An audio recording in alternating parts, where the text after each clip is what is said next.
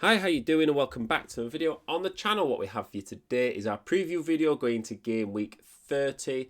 A bit of a quick review of game week 29, and if your team was anything like my team, it definitely needs to be a quick review. And also my thoughts regarding the wildcard and free hit chip moving forward, because I do still have both of those to play.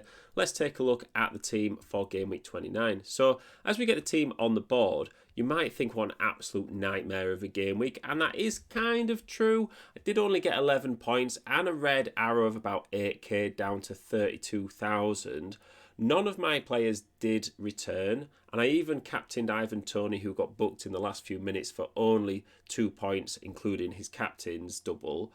So it was a calculated risk, though, because whilst it might not look good on paper, I did decide to save my free hit chip because I thought the upside wasn't really there for this game week. There wasn't many teams playing, and there wasn't a lot of big hitters or high value players playing either. And it kind of proved to be the case because not really anyone returned. And whilst I only got 11 points, wasn't that far off the average. And now that week is kind of out of the way, I still have my free hit chip to use for one of the double game weeks coming up, where there is more of an upside and I could really benefit. And so even though I've kind of got a bit of a red arrow now, in the long term, hopefully I'll be in a better position than I would have been had I used my free hit in this game week. So whilst it doesn't look good on paper, I'm kind of okay with it. In the meantime, let's see if it pays off long term. So the fixtures for this game week are pretty good, to be honest. We obviously have one big fixture, and that is the Man City Arsenal game, and I would bet anything that Arsenal would have preferred to have this game before the international break. Whilst they were really on form, Man City were a bit, whilst they're winning, they're not clicking on all cylinders. And now they've had the international break, it's a bit of an awkward one for Arsenal because they are away from home and Man City are Man City. So it'll be interesting to see how they do. I think if you've got a good rank and you're looking to maintain your rank, I think captaining Haaland is perfectly fine. If you're looking to close gaps in your mini league or you're a bit of a risk taker, I would possibly say someone like Salah for Liverpool at home to Brighton would be good. You could even look at Son at home to Luton as a bit more of a sure thing. If you were wanting to sort of guarantee a bit more points, I would probably say Haaland and then Son for my captaincy. But there are some other good options as well if you did fancy it.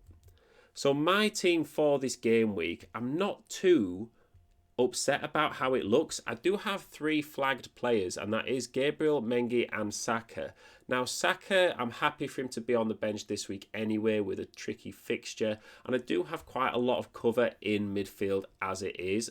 We've got Son at home to Luton. I would say West Ham away at Newcastle is an okay fixture, and then Palmer at home to Burnley. I'm really happy with those 3 fixtures. Foden was on a bit of form before the international break, so him playing Arsenal at home, it's kind of tossing a coin whether you'd rather go with him or Saka. If Saka's got a bit of a knock, I'm absolutely fine with Foden having the decision made for me. I only have 1 free transfer and no money in the bank, and this is where my wildcard comes into play, because if I'm going to wildcard next week, say, there's not really much point rolling a transfer. If I'm not going to wildcard next week, I maybe would roll a transfer and look at maybe downgrading Toney and upgrading Son to Salah, and then having Salah for the run-in. And I'm kind of in a bit of a sticky position because I don't want to leave it too late where my wildcard isn't beneficial. If you just leave your wildcard with 3 game weeks to play, well, you've not really maximised the points potential that you could have. On the flip side of that is, I'm quite happy with my team as it is, and I think if I was to use a wildcard this game week, I'd probably only want to take out Gabriel, Mengi, maybe I'd take out Toney as well, and you'd probably take out Van Heck for a cheaper defender who had a bit of a better run-in.